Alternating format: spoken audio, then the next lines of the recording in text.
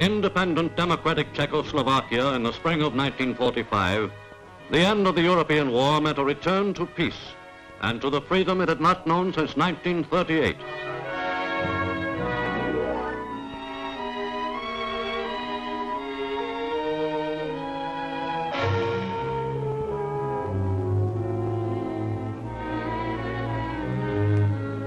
But already symbols of Czechoslovakia's powerful neighbor to the east, Russia, were reminders of the Soviets' ever-increasing domination.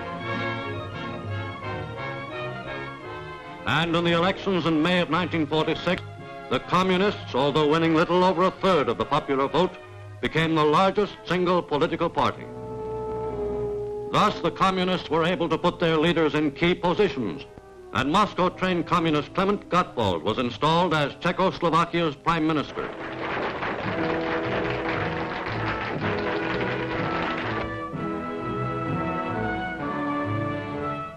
Throughout the Republic and its ancient capital city of Prague, the Czech people, seemingly unaware of the implications of Gottwald's ascent to power, were busy clearing away the wreckage of the past.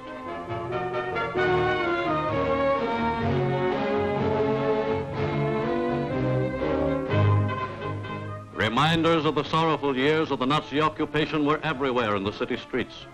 Memorials to soldiers and the workers of the underground who died to resist oppression. And to Hradčany Castle, resident of Czechoslovakia's respected leader, who was re-elected president by the unanimous vote of the National Assembly, the Czech people looked for guidance.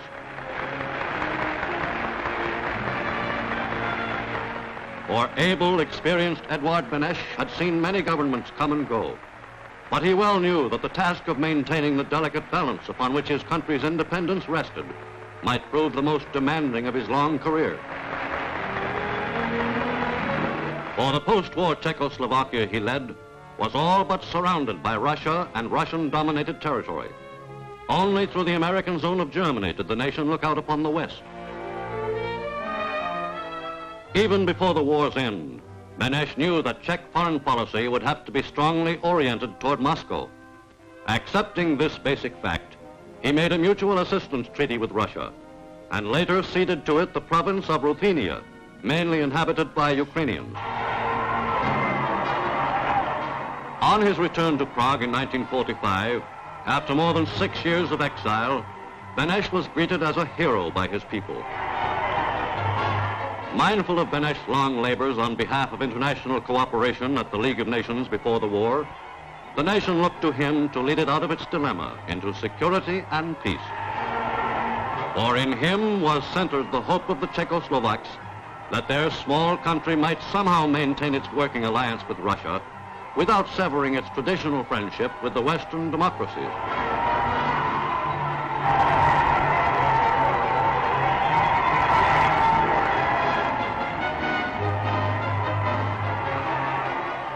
Already, Eduard Beneš had seen Czechoslovakia through many disasters and sorrows.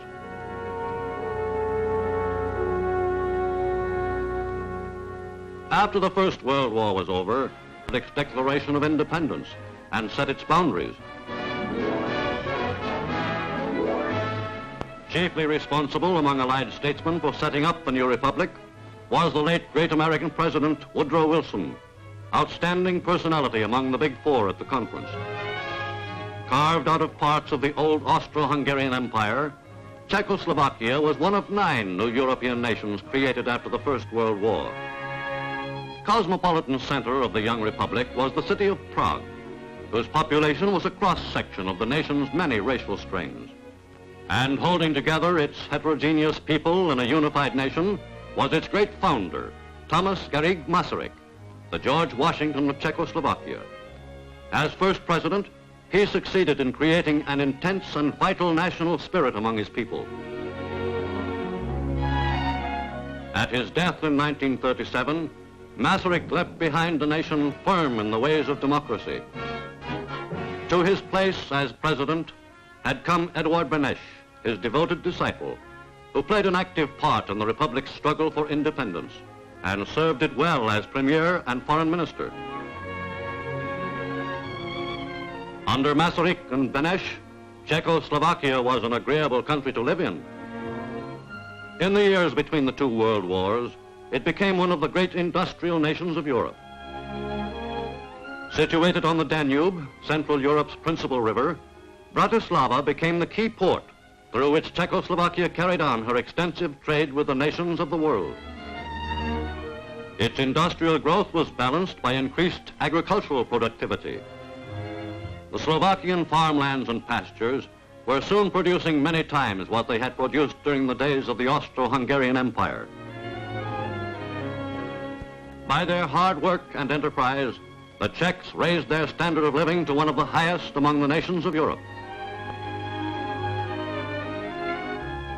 In the markets and shops, delicacies to tempt the most discriminating palate were always on display.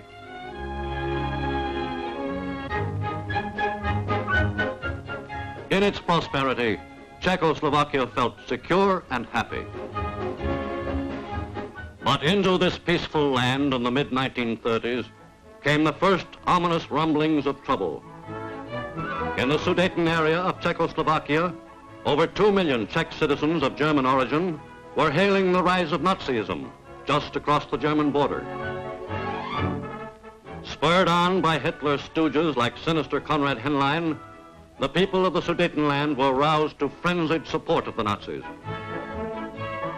Betraying their own country, the Sudeten Nazis demanded that the Sudetenland be handed over to Hitler.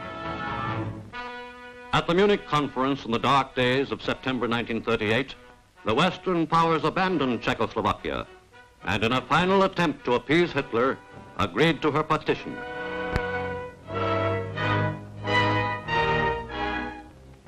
With the Sudetenland in his hands, Hitler took the next step of aggression 6 months later, when he triumphantly entered Prague as a conqueror and announced that Czechoslovakia no longer existed, save as a German protectorate. In his path, Hitler left many grim reminders of his 6-year rule.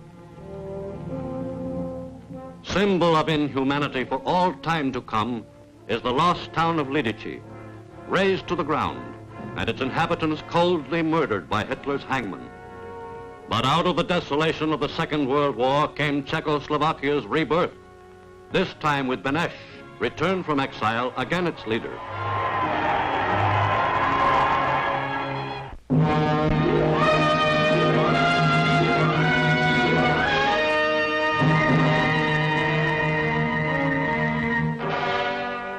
In the spring of 1946, the campaign to elect Czechoslovakia's first post-war parliament got underway. Among all major parties, it was understood in advance that in the interests of national unity, a government should be formed in which each party would be represented. To the Czechs, the democratic election procedure was nothing new, for their nation had been one of the most progressive democracies of the pre-war world. In this election, every citizen over 18 was required by law to vote. Over 7 million went to the polls. When the votes were counted, the Communist Party was in the lead, with 114 of the 300 seats in the new Constituent Assembly, where all delegates confirmed their allegiance to the state by shaking hands with the Prime Minister of the outgoing provisional government, Zdeněk Fialinger. As the new Prime Minister, Communist Klement Gottwald prepared to head the coalition cabinet.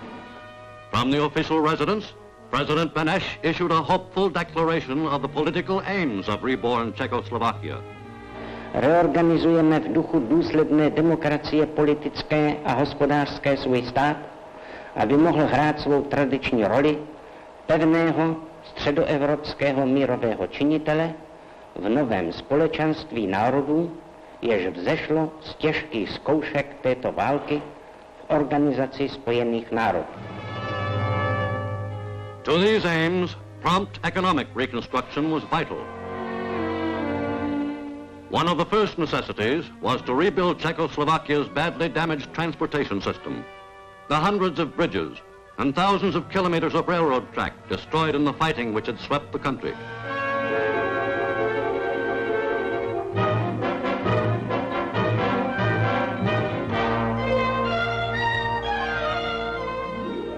To compensate for the manpower shortage, Every able-bodied Czech donated part of his spare time. To Czechoslovakia in its reconstruction efforts, U.S. Ambassador Lawrence Steinhardt brought the friendship and support of the United States. 3 years' service as ambassador to Russia had made him well aware of the influence which Russia could bring to bear upon her small neighbor to the west. And his close friendship with the Czech foreign minister, Jan Masaryk, deepened his concern for Czechoslovakia's future. Steinhardt shared in the Czechs' eager welcome of the contributions made by the United States to UNRWA, which shipped into Czechoslovakia over $200 million worth of supplies to start them on the road to recovery. With machinery from UNRWA, the farmers were able to produce good harvests, and the nation escaped the famines which overtook many neighboring countries.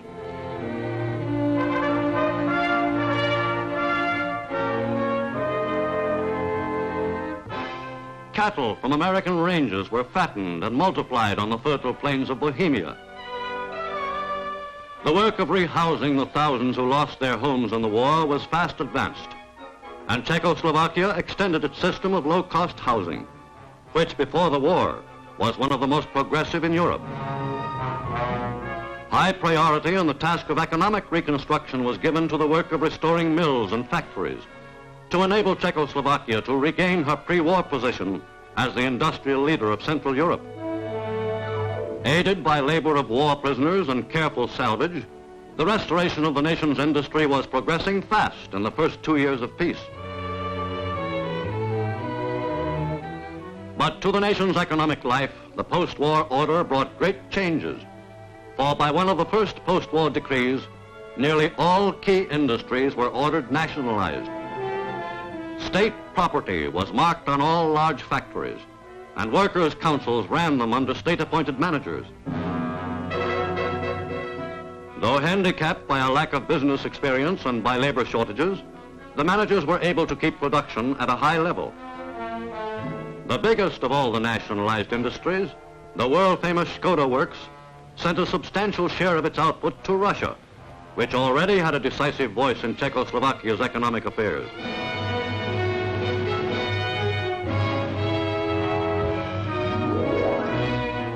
Despite peacetime needs, Škoda is still equipped to produce arms and the heavy tools of war.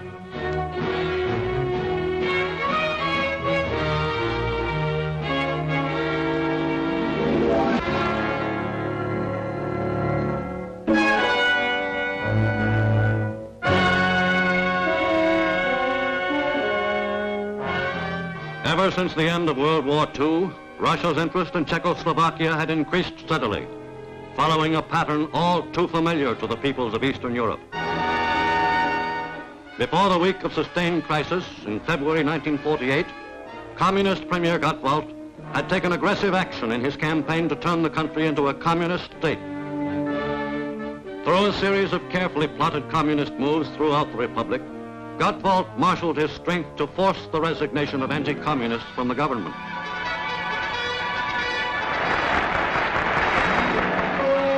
With characteristic party discipline, his orders were followed in detail by communist action committees. And to demonstrate his strength and purposes, his henchmen threatened a nationwide token strike.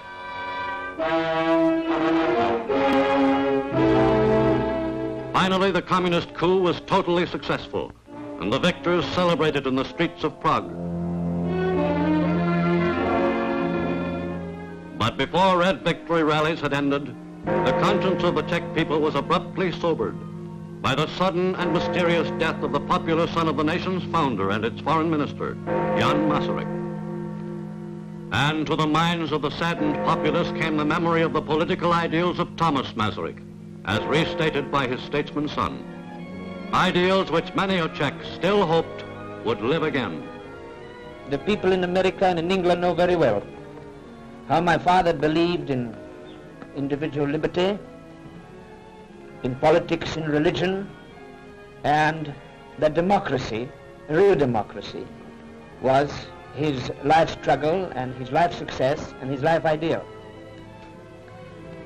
And these ideals we cannot and we will not give up. whatever happens.